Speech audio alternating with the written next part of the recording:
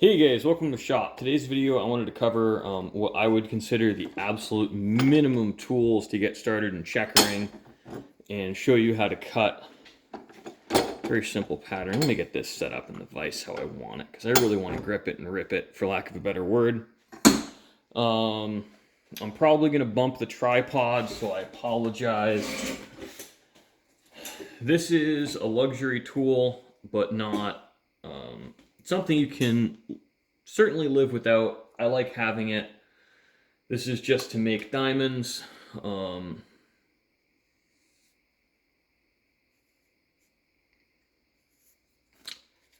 Pretty much does exactly what it looks like it does.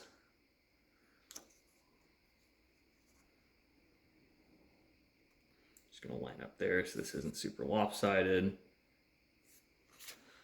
Pattern look doesn't actually matter.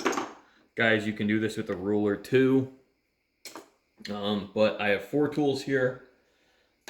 Number 1, and this is something that's non-negotiable, is a spacing tool. This is a 2-line, 16 line per inch cutter. There's simply no way around not having one of these. The next one, this is nice to have, but not strictly necessary. This is a longer 90-degree cutter. This is good for cutting your master lines or straightening things out.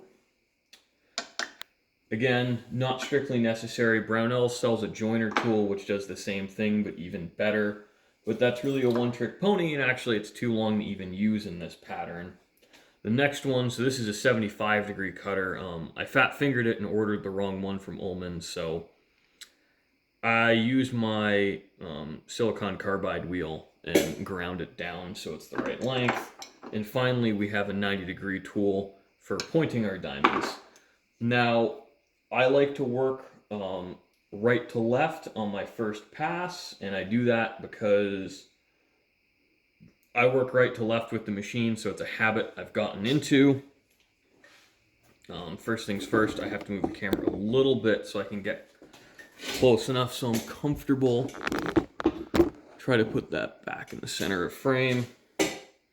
So I like to cut my master lines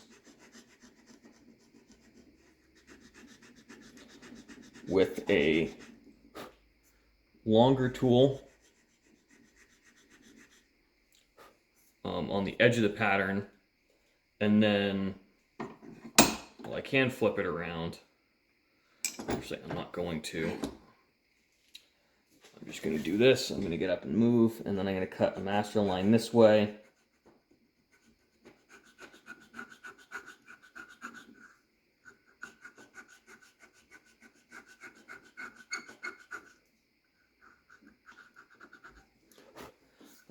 If I record a follow-up to this, I'm just going to use the same block as this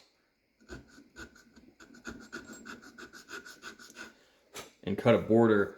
So you really don't need that many tools to get started.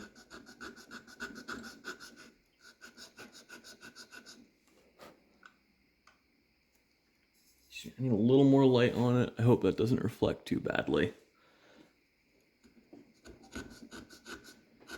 I'm still learning how to record a good video, guys, so I apologize.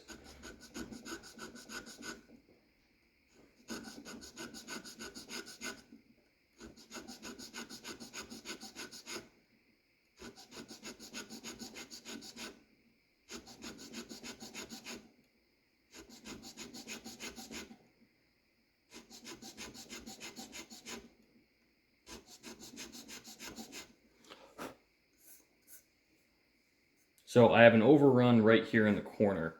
Now it's not a huge deal, especially just because this is a demonstration pattern. Really, I'm kind of blowing through this just for demonstration purposes.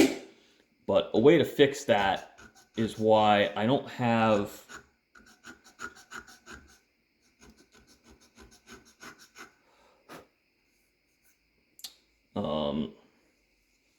hard borders when I draw these on. It's just because like slips do happen like that. So we just cut it a line bigger. There we are, no big deal.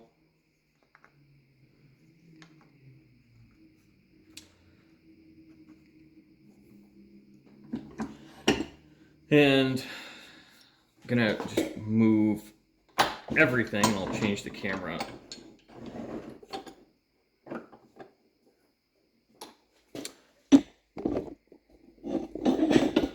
So you guys can still see what's going on.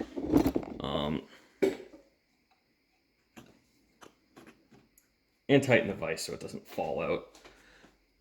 If you can get a real steady setup, makes life easier.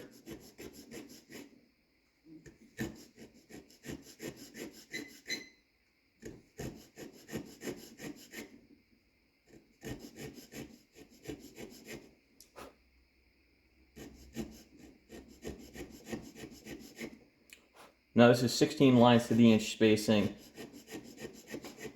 which is much coarser than I usually cut. I usually work in 20 lines to the inch. Some guns, if I think I can get away with it in the walnut, I'll do 22. Sometimes you can go even finer than that. So that's the pattern really roughed in. It doesn't look great. They're not at even depth. Oh well. So, where's my 75-degree tool? I like to use a 75-degree tool to start to open these.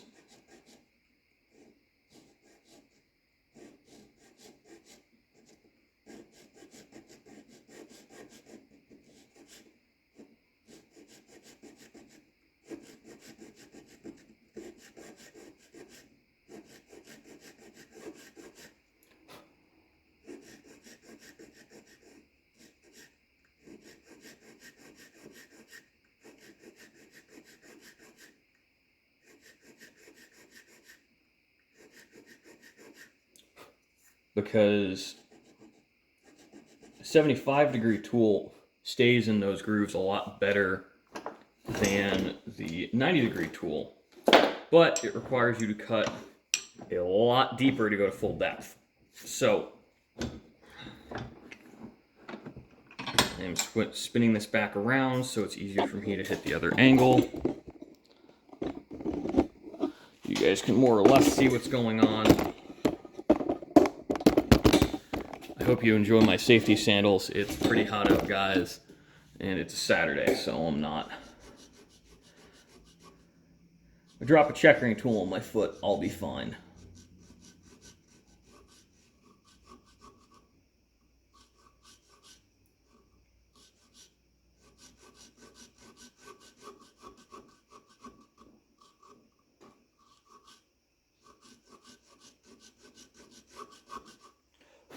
So you can kind of start to see the pattern forming. This is where my long tool comes in.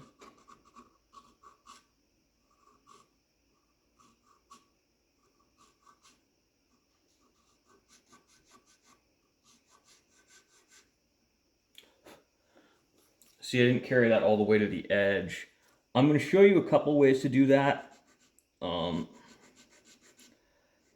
I'm going to show you how to do it without any specialist tools. I have a veining chisel.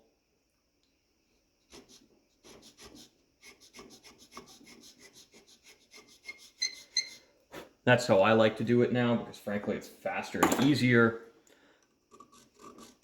And I'll finish up behind it with a 90-degree tool.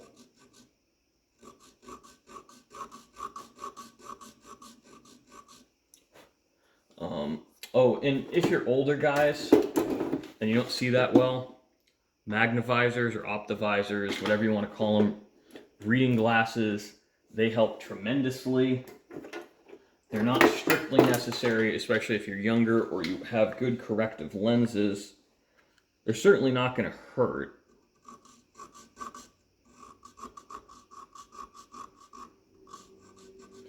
The other thing, if you're doing your work and you're happy looking at it under magnification, it'll certainly impress your friends when they're seeing it without magnification.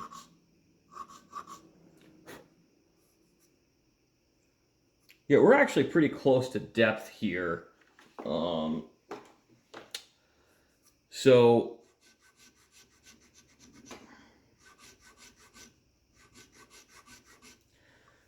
This is, people call it the hook and pull method. I like to climb up to the edge, you hook and pull. I think that's what Larry Potterfield calls it. I don't like his explanation of it. So these tools all cut on the pull stroke except for the spacing tool, which cuts on the push and pull. I don't have any push tools, but I kind of wish I did, because under really light pressure, you can get these to start to cut pushing. And you can get that outside diamond sort of cut. It's a little tricky. That's why I use a veining chisel. I think if I do a follow-up to this video, I'll show the veining chisel and I'll show you how I cut a border. But we're not going for perfection here. We're just going for showing you all the steps.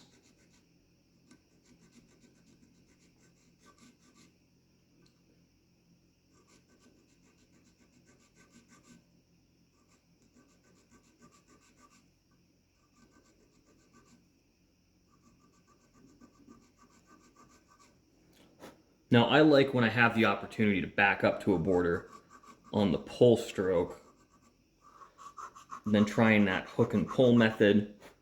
That is purely personal preference. When you checker, you will kind of find your own flow.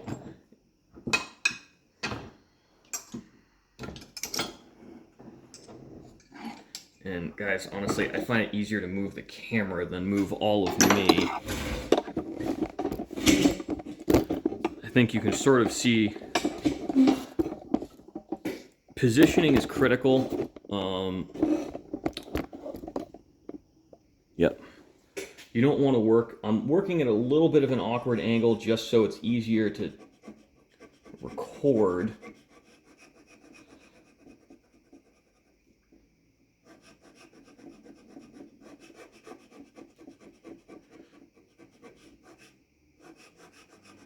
I'll show you why in a minute that shorter tool comes in handy.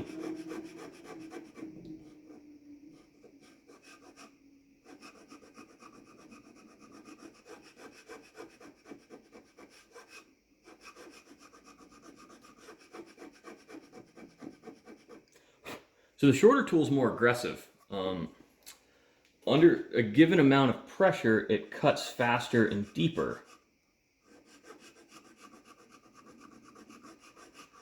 And because it's shorter,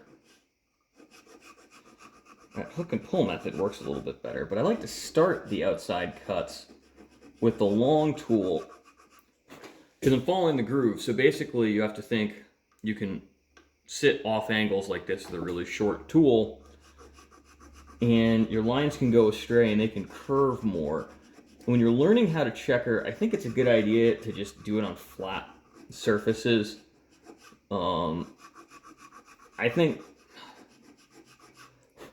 if you can get it cheap, we've got some double lining here. I'm going to have to cut deep to get rid of that. Get it cheap, sugar maple lumber would be good just to learn how to checker.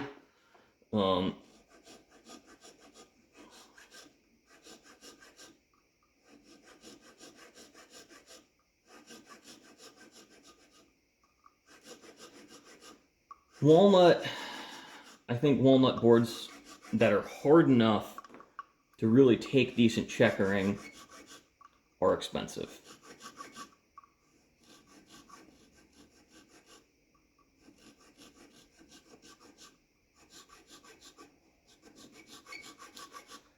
And the thing is, it's easier to do this on a flat surface.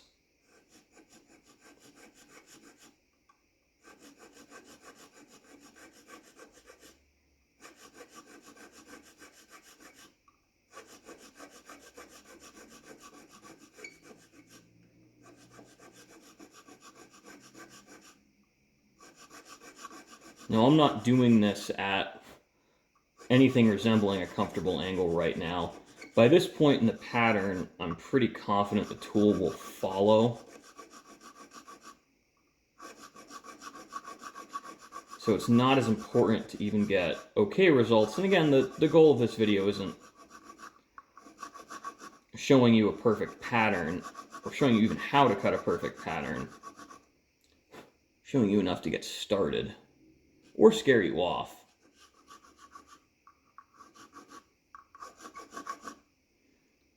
It really depends how ambitious you are. So you'll see some goofiness in the upper right corner.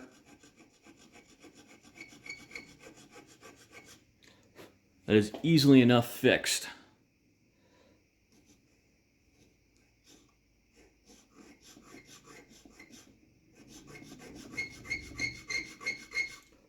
We're going to cut it deeper. Not a graceful solution, but a solution nonetheless.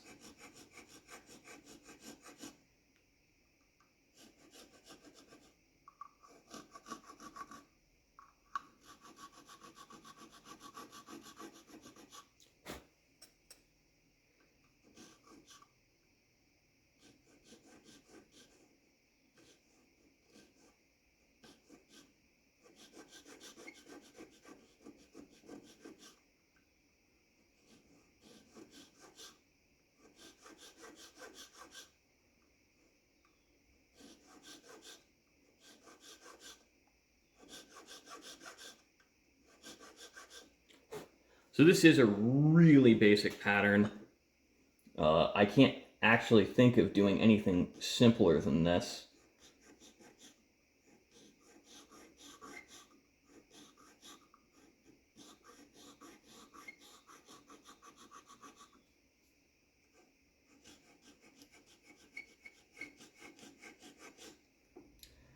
I think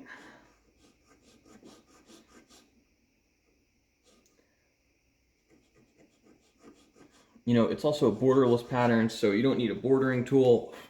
For 24 lines to the inch, I actually use a 16 line to the inch spacing tool to cut the borders because it looks proportional instead of looking meaty is not the right word. I would call it fat.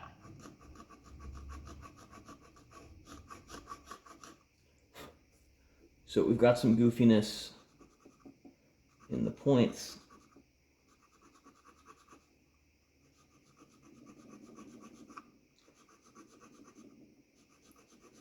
That is, again, easy enough to fix.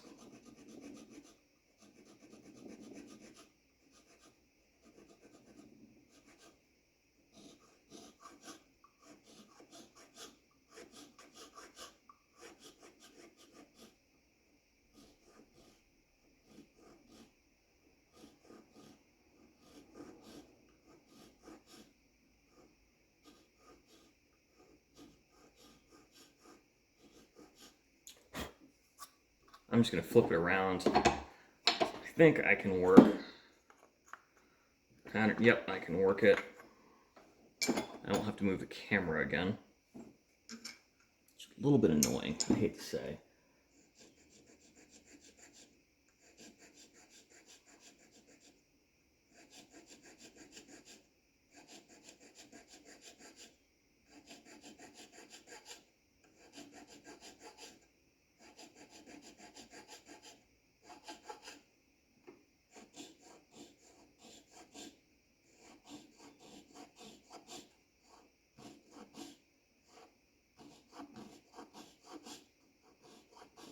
Now, on customer guns, as a rule, I won't do, at least as of this time in 2024, I won't cut a pattern, a complete pattern on anything for less than 350 bucks.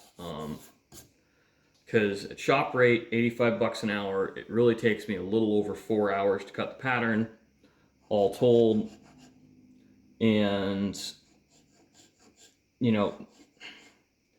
it's more surface area than something like this.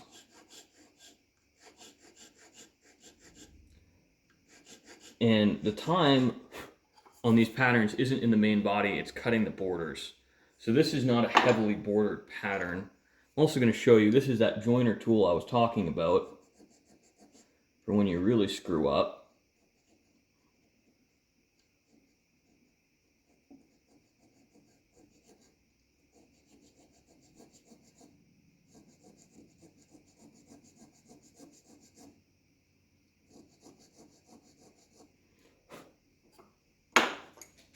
So this needs to all get brought down a little bit so it's not as obvious.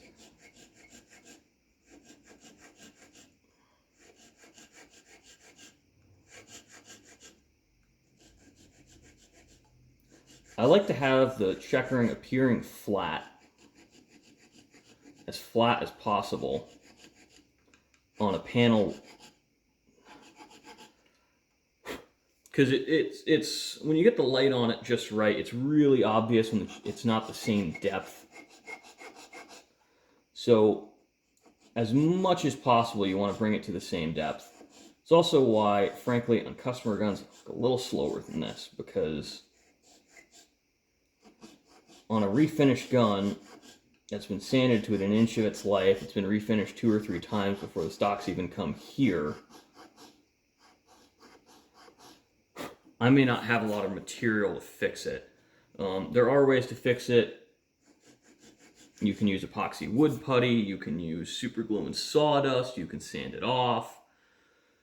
Oh God, what else can you use? There's a million different ways to fix it. But I find it's faster to go slow. You don't make mistakes. You don't make mistakes, you don't have to do it twice. You don't have to do it twice, you really do wind up getting the job done faster.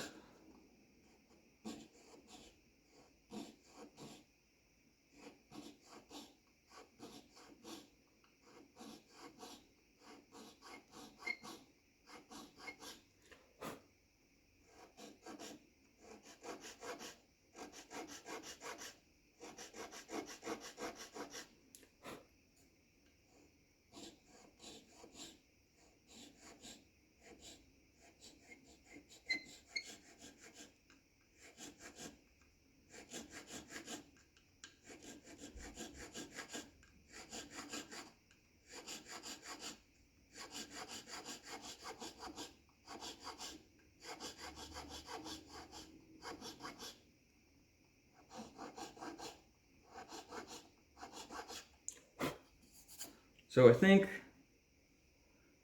I'm going to say that's good enough for demonstration purposes.